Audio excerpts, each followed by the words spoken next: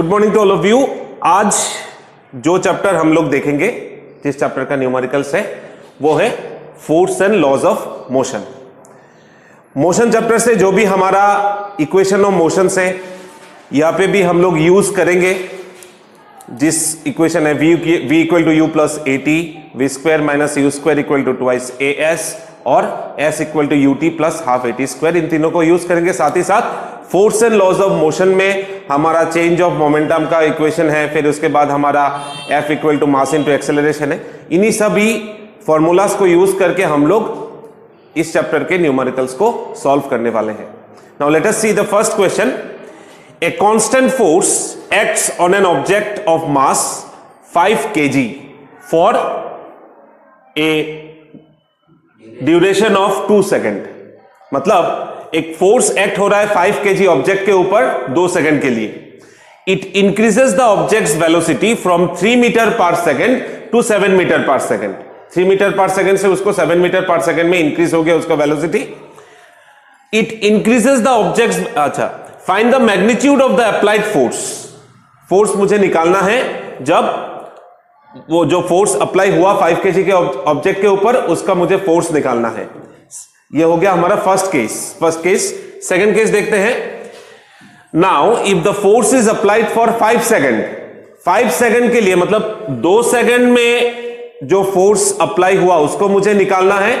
वो निकालने के बाद वही फोर्स अगर 5 सेकेंड के लिए उसमें अप्लाई होता है तो उसका वेलोसिटी कब होगा? What would be the velocity of the object? Now see, हमारे पास जो डेटा दिया है, what are the informations given? Initial velocity u equal to 3 metre per second, final velocity v equal to 7 metre per second, mass 5 kg और first condition में हमारा time दिया है 2 सेकेंड। ठीक है। नाउ अगर if you remember the second law of motion, remember second law of motion, force is directly proportional to the rate of change of momentum of the object. तो rate of change of momentum हमने क्या दिया था? Mass into final velocity minus initial velocity divided by time. So उसी equation को बिठा के F equal to mass into v minus u divided by t, mass का वैल्यू, v का वैल्यू, u का वैल्यू, टाइम निकाल के हमारा जो फोर्स अप्लाई हुआ था 5 kg ऑब्जेक्ट के ऊपर, वो हो गया हमारा 10 न्यूटन। क्लियर? अच्छा, तो पहला वाला कंडीशन हमारा निकल चुका है। Now coming to the second part. अगर फोर्स को अप्लाई किया जाता है 5 सेकेंड के लिए, तो हमारा फाइनल वेलोसिटी क्या होने वाला है? Now to find out that final velocity, हम लोग इक्वेशन ऑफ मोशन का यूज करेंगे, जो कि है v equal to u plus a into t. Now from second law of motion we have equation force equal to mass into acceleration. ये मुझे पता है, force equal to mass into acceleration. Now देखो, acceleration का कोई direct value यहां पे नहीं दिया है, ठीक है ना?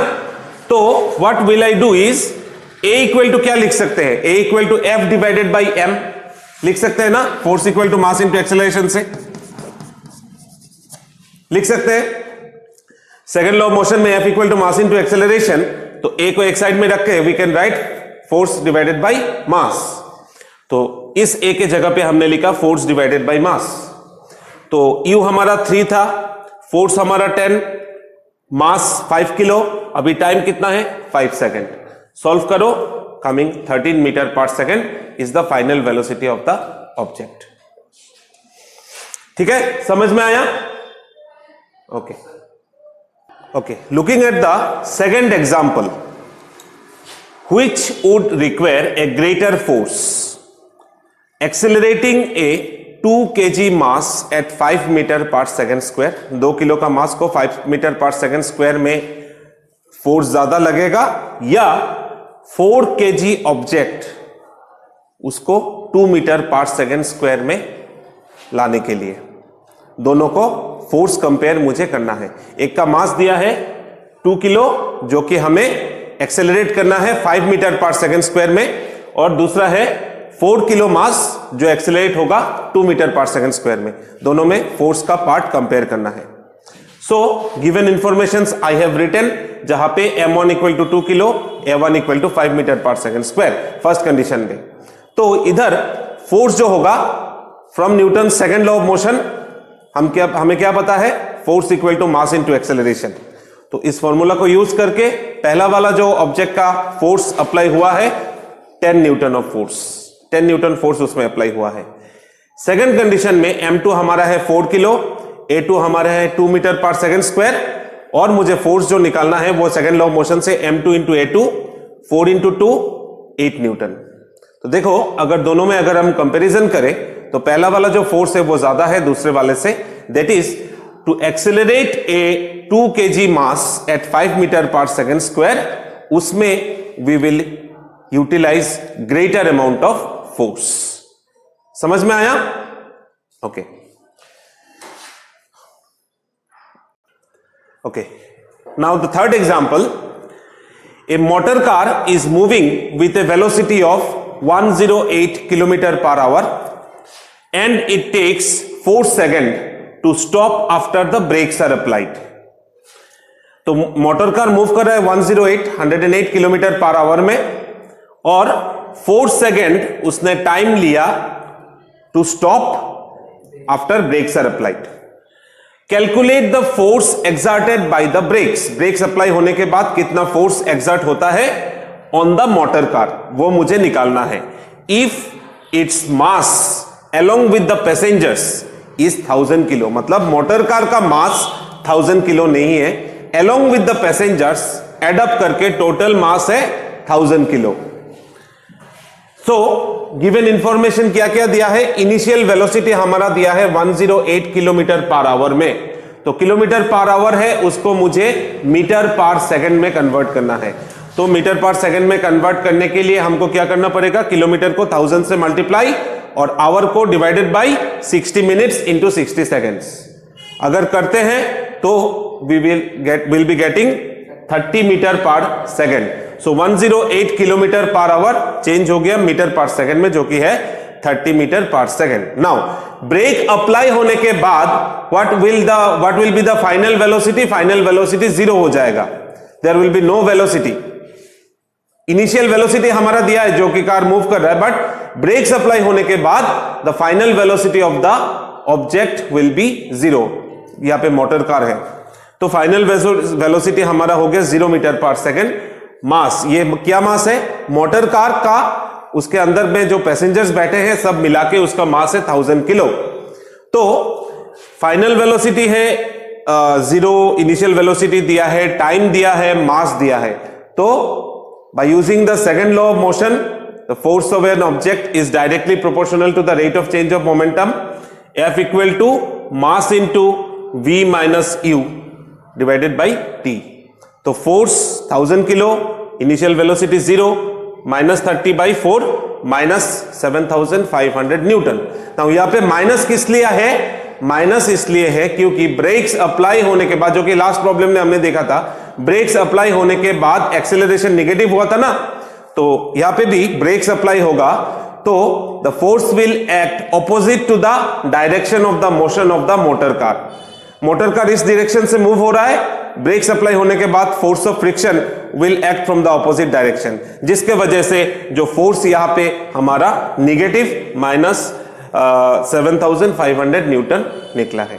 Okay, continuing with the fourth problem, a force of 5 Newton gives a mass m1, an acceleration of 10 meter per second square। 5 Newton का फोर्स है, उस ऑब्जेक्ट का मास है m1 और वो m1 वाला ऑब्जेक्ट एक्सेलरेशन प्रोड्यूस कर रहा है 10 मीटर पर second square, and A mass m2 दूसरा ऑब्जेक्ट है, एन एक्सेलरेशन 20 मीटर पर सेकंड स्क्वायर।